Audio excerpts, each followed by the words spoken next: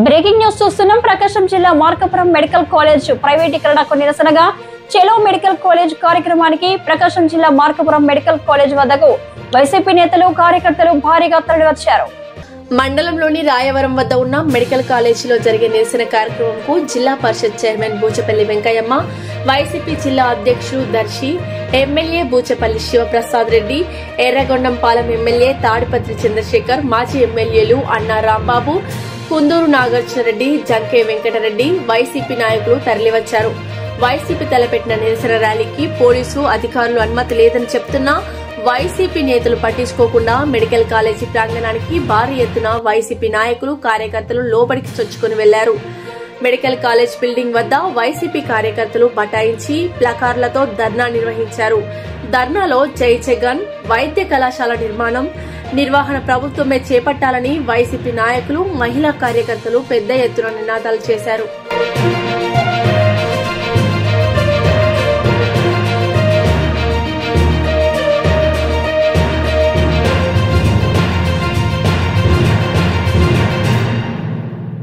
ఆలోచన చేయండి.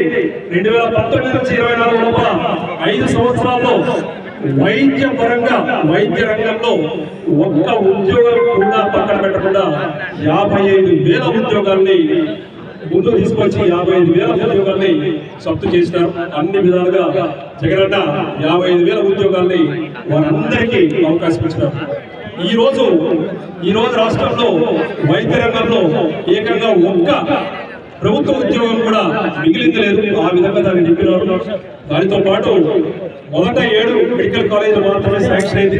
ఆ 7లో మార్కాపురం ఉంది. 10,000 పైన ఖర్చు అవుతుంది. ఈ హాస్పిటల్ వస్తే పేద విద్యార్థులు విద్యను అభ్యసిస్తారు, ఉచితంగా డాక్టర్లు అవుతారు, ఉచితంగా వైద్యం అందుతుంది, ఉచితంగా ఇక్కడ ఉన్నటువంటి పేదలకి మందులు అందుతాయి. జై జగన్. ఎవరైనా ఈ దేశంలో పేదవాళ్ల పట్ల ప్రేమనే చూపించారు తప్ప క్రూరత్వాన్ని చూపించేటటువంటి ఏకైక నాయకుడు చంద్రబాబు నాయుడు అండ్ బ్యాచ్.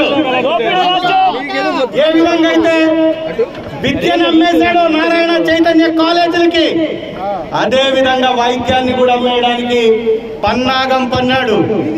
ఇది చిన్న స్కామ్ కాదు, ఇది చాలా పెద్ద స్కామ్. 10 మెడికల్ కాలేజీలు ప్రైవేటీకరణకి జీవో. ఎవడప్పు సొమ్మనిచ్చావయ్యా? ఈ ఆస్తి ఏమన్నా నీ సొత్త? ఈ స్థలం ఏమన్నా నీ సొత్త? ఈ విధంగా పంచుకుంటూ పోతే రేపు ప్రభుత్వ కార్యాలయం కట్టడానికి గజం స్థలం దొరుకుతుందా?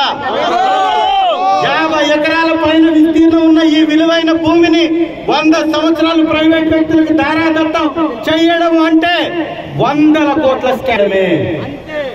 17 మెడికల్ కాలేజీలకు 5,000 కోట్లు అంటే ఎంత పడుతుంది? కేవలం 300 కోట్లు కూడా పడుతుంది ఒక్కొక్క కాలేజీకి. అవునా కాదా? ఈ 10వ వంతు విలువ కూడా, ఈ స్థలాల్లో 10వ వంతు విలువ కూడా కాదు.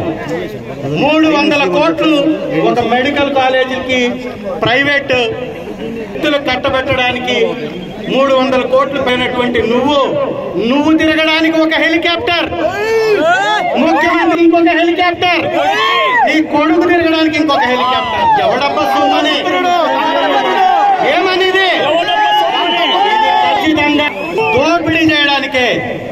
300 కోట్లతోటి కంప్లీట్ అయితే పేదవాడికి ఆరోగ్యం బాగుపడుతుంది. జన ప్రభుత్వంలో ఉచితంగా వైద్యాన్ని ఇచ్చాడు, ఉచితంగా మరుగుడిచ్చాడు. ఆరోగ్య ఆసరా 1,000 రూపాయలు పేషెంట్ దీర్ఘకాలికంగా ట్రీట్మెంట్ చేయించుకొని ఇంటిలో పని చేసుకోలేనటువంటి బిడ్డలకి ఆ కుటుంబాలను ఆదుకోవాలని ఇవాళ ఆరోగ్యం తీసేశాడు. ఎందుకు ఈ కట్టం చెప్తున్నాడు? దోపిడీ చేయడానికి. ఇవాళ పెద్దలు మాట్లాడుతూ అమరావతిని కడతాడంటే ఇతను బాగా చరిత్ర ఉందా?